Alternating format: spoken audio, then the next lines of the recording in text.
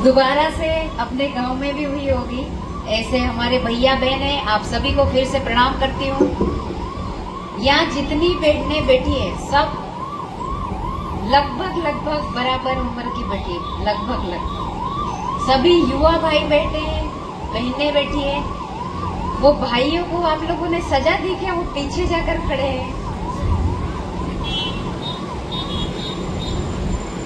अच्छी बात है कि हमारे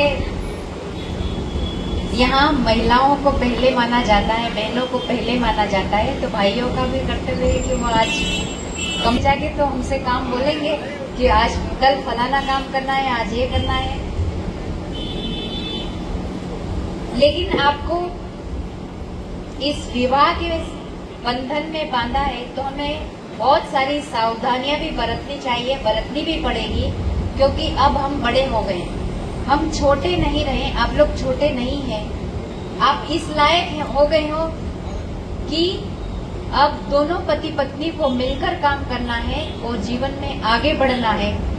तो सबसे पहले तो मैं यही कहूंगी कि हमको शराब नहीं पीना है, न बहन को न भाई को, क्योंकि जिस प्रकार से D3 हमारे जिले में जोर शोर से जिसका प्रचार हो रहा है, गांव-गांव में पटेल से लेके सभी भाई बहन वहां उपस्थित हो रहे हैं और हमारे गांव वालों को बता रहे हैं कि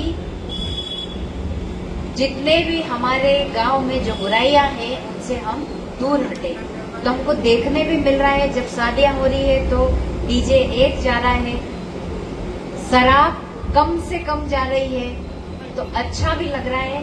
आप सभी जब हमारे गांव में आस पड़ोस में शादियों में जा रहे हैं तो इस माहौल को आप देख पा रहे हैं। मैं तो ये कहती हूँ कि ये सुधार हो रहा है, तो अच्छी बात है, उसके लिए मैं आपको बधाई देती हूँ। दूसरा, हमारी बहन को जो हमारे सास ससुर है, जो आपके सास ससुर है, आप पराये घर में जा रही हैं तो उन्हें भी अपने माता पिता समझकर उनके कहे अनुसार चलें, क्योंकि हम पहले माता पिता की सुनते थे लेकिन अब हमारे माता पिता वो भी हैं, तो हमें उन्हें भी सुनना चाहिए। दूसरा, अगर आपको कोई धंधा शुरू करना है तो जो माननीय मुख्यमंत्री जी की योजनाएं हैं उसका लाभ लेना पड़ेगा, उसका पता लगाना पड़ेगा सचिव के माध्यम से, सरपंच के माध्यम से कि हमको ये धंधा शुरू करना है, ये दुकान शुरू करनी है या ये योजना चालू करना है। तो किस प्रकार से इसका आवेदन होगा, जनपद में होगा, जिला पंचायत में होगा, ऑनलाइन होगा, ऑफलाइन होगा, इस सब की जानकारी आपको होगी, तब जाके आप अपना धंधा शुरू कर पाएंगे। हमारी जो बहनें बैठी है, हमारे जिले में 8,000-9,000 से भी ऊपर स्वयं सहायता समूह है।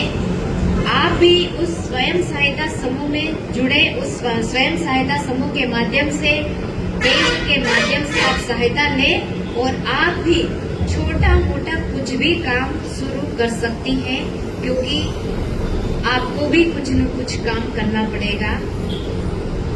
ये मैं कहना चाहती हूँ, काम कोई भी छोटा नहीं होता, काम होता है, चाहे उसके लिए ज्यादा मेहनत लगे या कम मेहनत लगे, ये आपके ऊपर निर्भर करेंगे।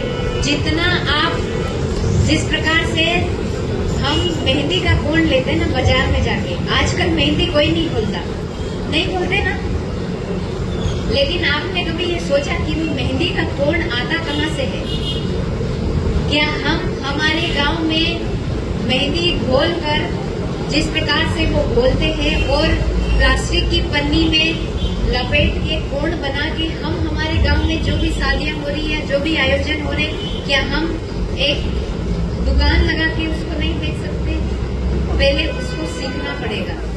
लेकिन मेहंदी घोल ली और वो रची नहीं, कलर नहीं आया, तो वो माल अपना बेकार हो जाएगा, दूसरी बार खरीदेगा नहीं। तो हमें हर काम में सफाई आनी चाहिए, चाहे कोई भी काम हो। हम जितनी सफाई से करेंगे तो जो भी ग्राहक होगा या जो भी हमसे काम लेता है वो बहुत अच्छे से जानेगा, पहचानेगा और दोबारा हमारे पास आएगा। एक उदाहरण के लिए मैं मजदूर का बोलती हूँ, जिसको हम खेत में काम करने के लिए बुलाते हैं। अभी गेहूं काटने का सीजन चल रहा है, बहुत सारे के यहाँ गेहूं निकल भी गए, थ्रेसर लग गए, कहीं कहीं थ्रेसर नहीं है, कम है, वहाँ पर अभी बाकी है, लेकिन लगभग गेहूं निकल चुके हैं। लेकिन जिस को हम काम करने के लिए बुलाते हैं तो वो बड़ा है और एक छोटा है, लेकिन छोटा अगर सफाई से गेहूं काटता है, दराता अच्छा चलाता है और गेहूं को अच्छे से पकड़ के काटता है, तो उसको सब ढूंढते हैं कि भी फलाना फलाना गेहूं अच्छा काटता है, वो कहाँ है, उसको बुलाते हैं अपन। जो जैसे वैसे गेहूं फैला देता है तो उसको गेहूं काटने के लिए नहीं बुलाते। सही बात है? सही है। तो हमें कोई भी काम करना है तो सफाई से करना है, तो सफाई से करेंगे तो हमें